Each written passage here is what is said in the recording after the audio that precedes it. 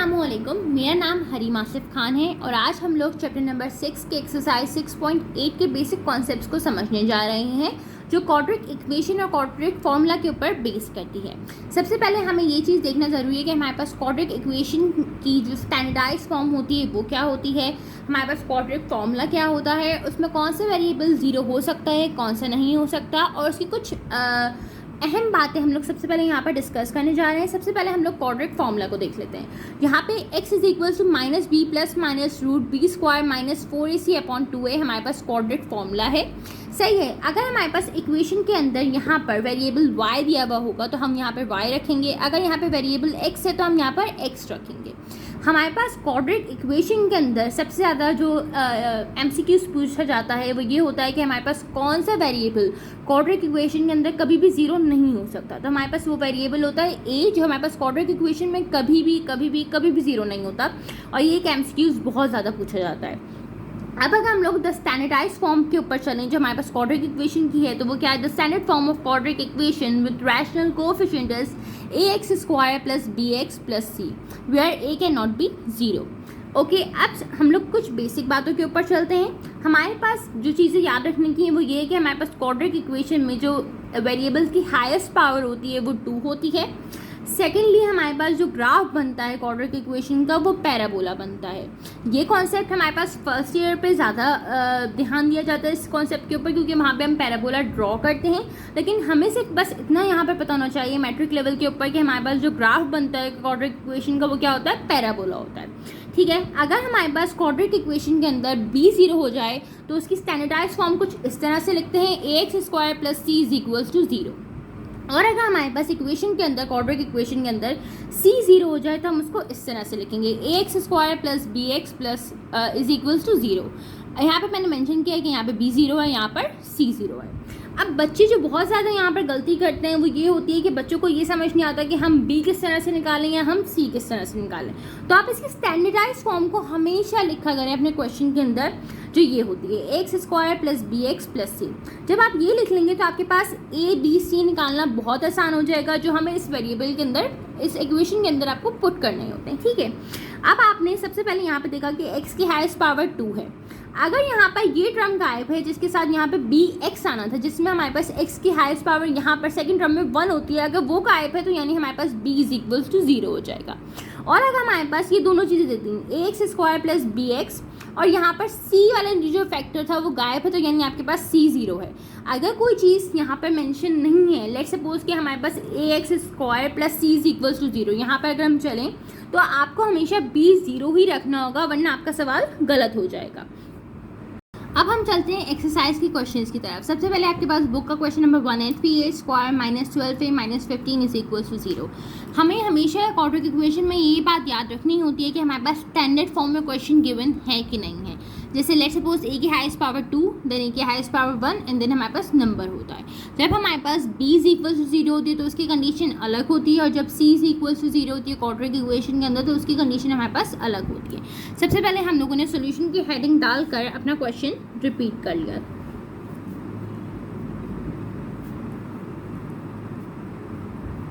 अब सवाल ये उठता है कि हम इसमें से a, b एंड c को सेलेक्ट किस तरह से करें। तो सबसे पहले आप लोगों ने अपनी स्टैंडर्ड फॉर्म जो क्वाड्रेटिक इक्वेशन की होती है उसको दोबारा से नोट डाउन कर लिया। सही है। अब हम लोग इसकी टर्म से a, b and c easily लिख सकते हैं। सबसे पहले मैंने a is equals to dash डाल दिया है, then b is equals to and then c is equals to जगह छोड़ दी है मैंने तीनों की। मैंने जैसे कि आपको ये बात याद रखनी होगी इस सवालों को सॉल्व करने के लिए कि हमारे पास कभी भी हम लोग वेरिएबल्स a, b और c की वैल्यूज़ में इंक्लूड नहीं करेंगे, क्योंकि अगर हमने वैल्यूज़ के साथ साथ वेरिएबल्स भी इंक्लूड करती है तो हमारे पास कभी भी इक्वेशन कम्प्लीटली सॉल्व नहीं होगी, क्योंकि हमारे पास वेरिएबल की कोई वैल्यू गिवन यहाँ पे नहीं है, और कभी भी हमारे पास किसी टर्म्स में वैल्यू नहीं आ पाएगी, जो भी हमारे पास इक्वेशन का हमें वैल्यू चाहिए होगी वो। ठीक है। अब हमारे पास यहाँ पर हम स्टैंडर्ड फॉर्म से इस इक्वेशन को कंपेयर करेंगे। यहाँ पे x की हाईएस्ट पावर 2 है, यहाँ पे a की हाईएस्ट पावर 2 है। a है हमारे पास यहाँ पे बेसिकली यहाँ पे जो a, b एंड c होगा ये हमारे पास यहाँ पे नंबर होंगे। तो a के साथ मेरे पास यहाँ पे 3 लिखा है, पॉजिटिव का है तो मैंने यहाँ पे 3 लिख दिया। ठीक है। अब यहाँ पे x की हाईएस्ट पावर 1 है, यहाँ पे a की हाईएस्ट पावर 1 है, तो यहाँ पे मेरे पास b भी सवाल के अंदर मौजूद है। यहाँ पे प्लस है, यहाँ पे माइनस है, तो मैंने क्या किया 12 लिखा और यहाँ पे माइनस की साइड मेंशन करी है। देन अब मैं सी की तरफ मूव करती हूँ, तो सी यहाँ पे मेरे पास ऐसा नंबर होता है, सिर्फ सी के साथ कोई वेरिएबल अटैच नहीं होता, तो सी हमारे पास यहाँ पे है माइनस का 15। अब हम लोगों के पास ए बी एंड सी तीनों चीज़ें फाइंड आउट हो गई हैं। अब हम लोग सबसे पहले क्या करेंगे कि हम लोग यहाँ पे लिखेंगे अप्लाइंग क्वाड्रिक फॉर्मूला। अब हम लोग क्वाड्रिक फार्मूला को मेंशन करेंगे। मैंने जैसे कि आपको कि बताया है कि हमारे पास अगर सवाल x की टर्म में होगा तो यहाँ पे x आएगा, अगर y की टर्म्स में होगा तो यहाँ पे y आएगा। अब हमारे पास यहाँ पे a की टर्म्स में दिया हुआ है, तो हम यहाँ पर स्टार्टिंग में a मेंशन करेंगे। a is equals to minus B plus minus root B square minus 4ac upon 2a। सही है। अब मैं ए बी सी की जो मैंने वैल्यूज ऊपर फाइंड आउट की हुई हैं, मैं उनको इधर मेंशन कर रही हूँ। a is equals to minus, मैंने सबसे पहले यहाँ पे इक्वेशन का माइनस मेंशन किया है। अब मैं b की वैल्यू पुट कर रही हूँ जो क्या थी -12। अब प्लस माइनस लगाया, रूट की साइन लगाई, b यहाँ पे -12 के ऊपर स्क्वायर -4, ए मेरे पास यहाँ पे 3 था और सी मेरे पास -15 था। रूट मैंने थोड़ा सा एक्सटेंड किया अपना अपॉन 2a। सही है। नेक्स्ट स्टेप में हम लोग इनको सॉल्व करेंगे क्योंकि हमें इनके सोल्यूशन सेट चाहिए जो हमारे पास 2 आते हैं। a इज इक्वल्स टू, अच्छा अब सवाल ये होता है कि लोग पूछ सकते हैं कि यहाँ पे हमने a की वैल्यू मेंशन क्यों नहीं की।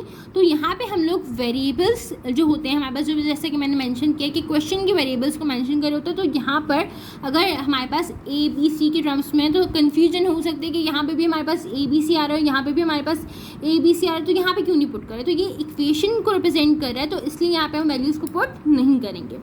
माइनस माइनस प्लस में कन्वर्ट हो गया, 12 प्लस माइनस रूट लगाया मैंने। अच्छा यहाँ पे नेगेटिव का 12 है लेकिन ऊपर स्क्वायर है, तो माइनस माइनस हमारे पास प्लस हो जाएगा। -12 मल्टीप्लाई बाय -12 इज 144। यहाँ पे माइनस है और यहाँ पे भी माइनस है, तो माइनस माइनस हुआ प्लस। और जब मैं 4 मल्टीप्लाई बाय 3 मल्टीप्लाई बाय 15 अपने कैलकुलेटर में रखूँगी तो वो इक्वल आएगा 180 के। Okay, upon 2 3 6।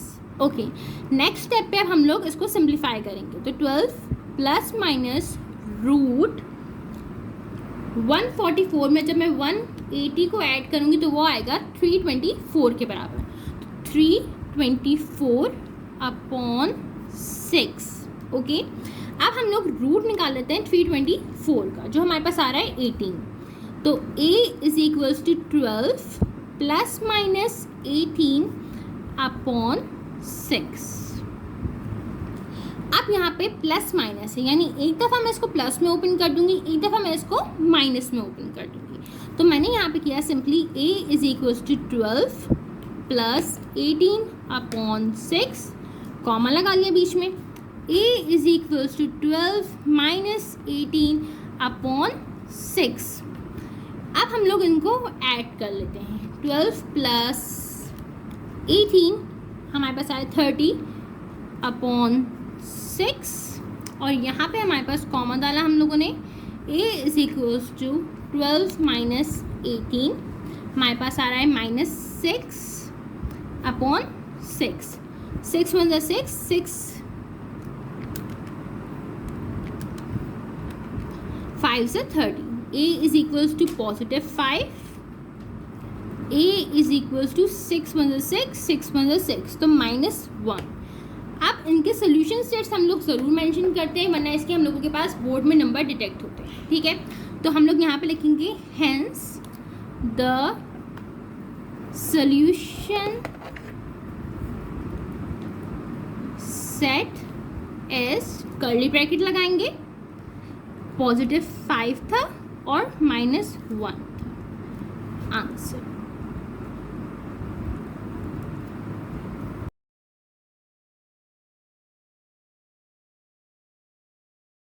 अब हम लोग चलते हैं बुक के एग्जाम्पल नंबर 2 के ऊपर, जो हमारे पास है 4x² plus 12x is equals to 0। हम लोगों ने सबसे पहले सोल्यूशन की हेडिंग डाल के अपना क्वेश्चन रिपीट किया, plus 12x is equals to 0। ठीक है, अब हम लोग यहाँ पे standard form of the quadratic equation लिखेंगे, जो होती है ax² plus bx plus c is equals to 0, ताकि हमें ये बात इजीली फाइंड आउट हो जाए कि हमारे पास मिसिंग कौन सी वैल्यू है जो हमारे पास इक्वल्स टू 0 होगी। जैसे मैंने बताया था कि a हमारे पास कभी भी 0 नहीं होता, b और c ही 0 होता है, तो हम इसमें से फाइंड आउट कर लेते हैं।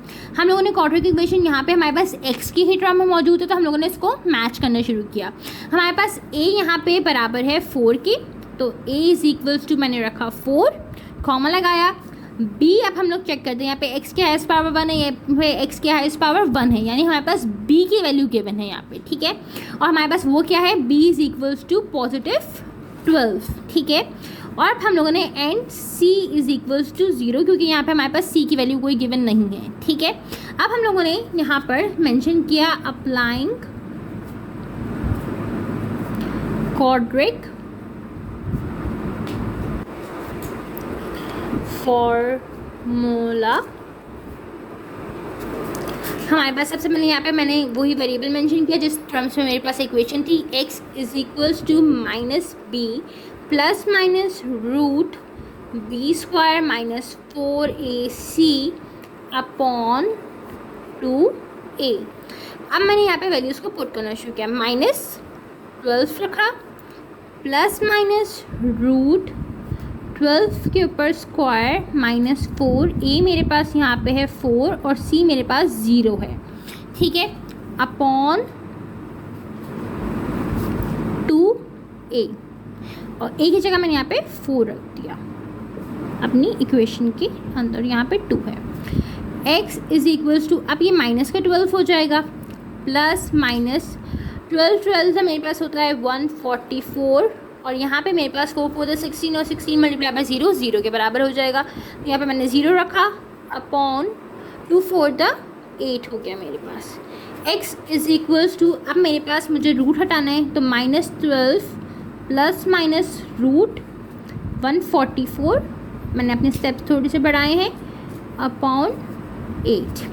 अब यहाँ पे x इज इक्वल्स टू -12 और रूट 144 होता है मेरे पास 12 के बराबर, तो हमारे पास ये हुआ, मैंने यहाँ पे रूट 144 की जगह डायरेक्ट 12 रखा, अपॉन 8। अब एक दफ़ा मैं इसको प्लस में लिखूँगी और एक दफ़ा मैं इसको माइनस में लिखूँगी। ठीक है, तो मैंने क्या किया, x is equals to -12 plus 12 upon 8 and x is equals to -12 upon 8। x is equals to, ये प्लस का 12 है माइनस का 12 है, आपस में कट गए, 0 upon 8। x is equals to minus minus plus होगा, लेकिन साइन मेरे पास माइनस की ही मेंशन होगी, और ये हुआ माइनस का 24 अपॉन 8। ये हमारे पास यहाँ पे 0 हो गया, यहाँ पे हमारे पास ये 8 1 सा 8 और 8 3 सा 24, माइनस का 3 आएगा क्योंकि यहाँ पे हमारे पास माइनस ख़त्म नहीं हुआ था। अब यहाँ पे मेरे पास x इज इक्वल्स टू 0 और x इज इक्वल्स टू -3, मेरे पास इसके सोल्यूशन सेट्स आ गए। तो यहाँ पे मैं मेंशन करूँगी, hence the solution set is, curly bracket लगाया मैंने, ठीक है, 0, -3, कर्ली ब्रैकेट मैंने क्लोज किया, और ये मेरा हो गया इसका आंसर।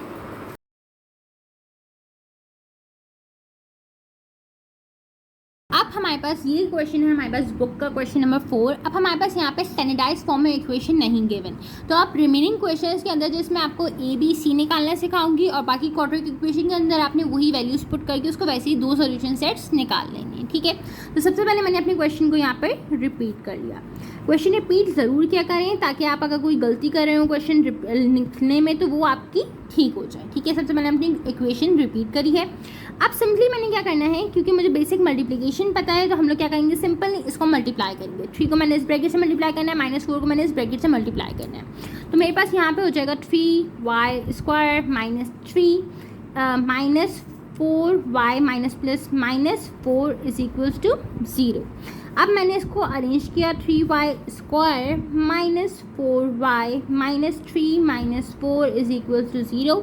ये दो जो आपस में सॉल्व हो जाएंगे तो 3y² minus 4y minus 7 is equal to 0, क्योंकि माइनस 3 माइनस 4 ऐड हुए लेकिन साइन हमारे पास माइनस की ही आएगी, तो माइनस 7। ये हमारे पास स्टैंडर्डाइज फॉर्म इक्वेशन की आ गई है। अब हम सिंपली इसकी ax² जो हमारे पास क्वाड्रेटिक इक्वेशन की स्टैंडर्ड फॉर्म है हम उसको मेंशन कर रहे हैं, ax² plus bx plus c is equal to 0। a यहाँ पे मेरे पास हो गया 3, b मेरे पास हो गया -4 एंड c मेरे पास हो गया यहाँ पे -7। ओके, अच्छा, अब आप लोगों ने क्या करना होगा, सिंपली a b c की वैल्यू आप इक्वेशन में पुट करिएगा। सही है, हमारे पास यहाँ पर y की टर्म्स में इक्वेशन है तो y is equal to minus B plus minus root B square minus 4ac/2a में आपने a b c की वैल्यू पुट करनी है, दो सोल्यूशन सेट निकाल लेने। ठीक है, अब मैंने बुक का क्वेश्चन नंबर 8 लिखा है, इसमें भी हमारे पास सवाल स्टैंडर्डाइज फॉर्म में नहीं है। अच्छा, हमारे पास मेंशन कर देते हैं कि ये जो इक्वेशन आपको दी हुई है क्वाड्रेटिक फॉर्मूला से करनी है या आपको रिजॉल्व इनटू फैक्टर्स करने हैं, क्योंकि हमारे पास क्वाड्रेटिक इक्वेशन के जो सवाल होते हैं वो रिजॉल्व इनटू फैक्टर्स से भी हो जाते हैं, लेकिन हमारे पास यहाँ पर जो मेथड मेंशन होगा हम उसी से सवाल को सॉल्व करेंगे। ठीक है, अब मैंने सबसे पहले अपने क्वेश्चन को दोबारा से रिपीट कर लिया है, 3x + 1। ठीक है, अब नेक्स्ट स्टेप में मैं इसका सोल्यूशन करना शुरू करूँगी। 5x² प्लस 11x, क्योंकि इनके वेरिएबल्स की पावर अलग है तो अभी ये सॉल्व नहीं हो सकते। सबसे पहले मैं इस साइड से शुरू करूँगी, 4 3 12x प्लस 4 1 4। अब मैं इनको इस तरफ इक्वेशन की इस साइड अपनी मूव करूँगी ताकि मैं इनका सोल्यूशन कर सकूँ। तो 5x² plus 11x minus 12x, क्योंकि यहाँ पे इसकी साइन पॉजिटिव थी, जब मैं इक्वेशन की इस साइड लेके जाऊँगी तो नेगेटिव हो जाएगी, तो -12 और -4 इज इक्वल्स टू 0। ओके, अब हमारे पास यहाँ पे 5x² माइनस की साइन आएगी, x -4 इज इक्वल्स टू 0, क्योंकि माइनस प्लस माइनस होगा और साइन हमारे पास बड़े नंबर की आती है, तो यहाँ पे माइनस हमारे पास 12 का था बड़ा, तो हमारे पास माइनस का x बचा यहाँ पे, और प्लस -4 इज इक्वल्स टू 0। अब हम लोग क्या करेंगे, ए बी सी निकाल लेंगे, इसकी a b एंड c। तो मेरे पास a is equals to 5 positive का मेरे पास a हो गया, b मेरे पास -1 हो गया, क्योंकि हमारे पास x के साथ जो कोफिशिएंट है वो 1 है, मेंशन नहीं करते लेकिन कोफिशिएंट हमारे पास 1 होता है। आप यहाँ पे 0 नहीं लिखेंगे, 0 से उस सूरत में होता है जब हमारे पास बिल्कुल ही चीज़ वहाँ से गायब होती है। अगर यहाँ पे कुछ भी नहीं आ रहा होता तब हम लोग यहाँ पे 0 लिखते हैं। ठीक है, b इज इक्वल्स टू -1 लिखा, c मेरे पास -4 हो गया। अब सिंपली मैं इक्वेशन मेरे पास x की टर्म में है तो क्वाड्रेटिक इक्वेशन की लाइन लिखूंगी, applying quadratic formula, x is equals to -b plus minus root B square minus 4ac/2a, और मैं इसमें a b c को पुट करके इनके सोल्यूशन सेट्स निकाल लूँगी। हमेशा बस ये बात याद रखनी है कि हमारे पास सोल्यूशन सेट्स को मेंशन करना ज़रूरी होता है लास्ट में, वरना उसके नंबर हमारे पास डिडक्ट होते हैं पेपर के अंदर।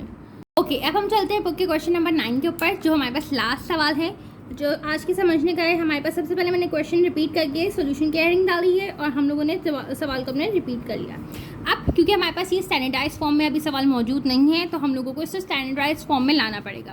तो सबसे पहले मेरे पास जो 4 डिवाइड में था मैं उसको इक्वेशन की उस साइड पर शिफ्ट करूँगी तो वो मल्टीप्लाई हो जाएगा। तो मेरे पास इक्वेशन बनी 4 bracket 3x minus x² bracket close is equals to -7। अब मैं इस 4 को ब्रैकेट से मल्टीप्लाई कर दूंगी तो 4 3 12x minus 4x² is equals to -7। अभी भी हमारे पास ये स्टैंडर्डाइज फॉर्म में नहीं आए तो अब मैं इसकी वेरिएबल्स को शिफ्ट करना शुरू करूँगी। पहले मैंने हमारे पास हाईएस्ट पावर क्योंकि क्वाड्रेटिक इक्वेशन में 2 होती है तो मैंने -4x² सबसे पहले लिखा, फिर मैंने +12x लिखा और एक -7 अब मैं इक्वेशन की उस साइड लेके जा रही हूँ तो प्लस +7 हो जाएगा। ठीक है, अब हमारे पास यहाँ पर ए इस सवाल में -4 आ रहा है, बी हमारे पास पॉजिटिव का 12 आ रहा है एंड सी हमारे पास आ रहा है 7। अब हम लोग इसको उसी तरीके से अप्लाइंग क्वाड्रेटिक फॉर्मूला लिख के इक्वेशन के अंदर पुट करेंगे ए बी सी को, और हम इसके सॉल्यूशन सेट्स निकाल लेंगे।